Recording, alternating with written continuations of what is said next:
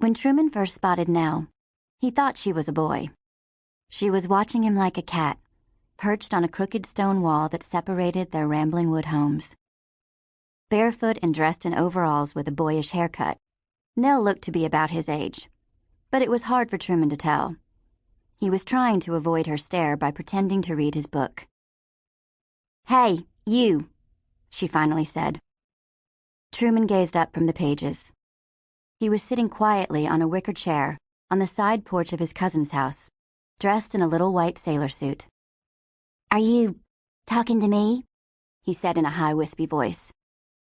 "Come here," she commanded. Truman pulled on his cowlick and glanced across the porch to the kitchen window. Inside, Sook, his ancient second cousin, thrice removed, was prepping her secret dropsy medicine for curing rheumatism. Sook normally kept a close eye on Truman, but at that moment, she was humming a song in her head, lost in thought. Truman stepped off the porch because he was curious about who this little boy was. He'd made no friends since arriving at his cousin's house 2 weeks ago.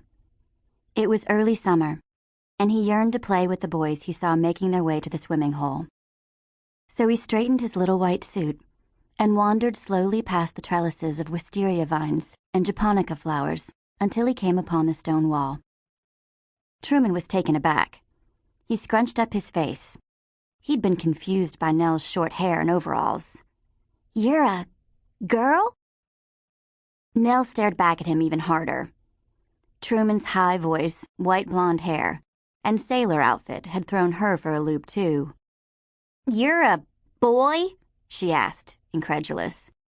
"Well, of course, silly." "Huh."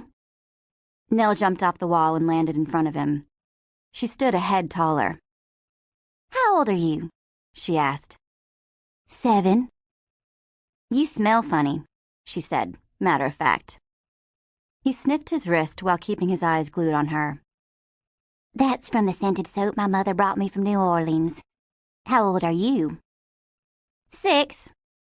She stared at the top of his head, then put her hand on it, mashing down his cowlick.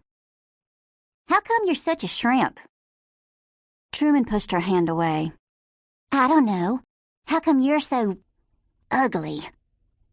Nelle shoved him and his book into the dirt. "Hey!" he cried, his face bright red. His precious outfit was now dirty. Seething, he jutted out his lower jaw, with 2 front teeth missing, and scowled at her. "You shouldn't have done that." She grinned. "You look just like one of them bulldogs the sheriff keeps." He pulled his jaw back in.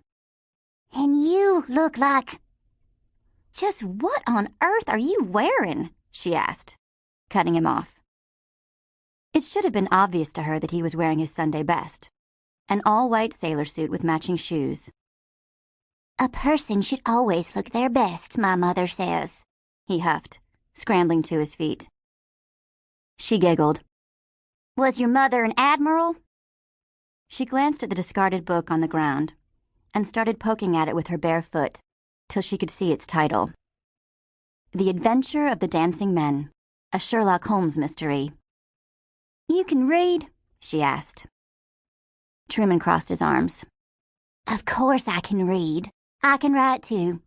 My teachers don't like me because I make the other kids look stupid." "Can't make me look stupid," she said, snatching the book off the ground and scanning its back cover. "I can read, too. And I'm only in 1st grade."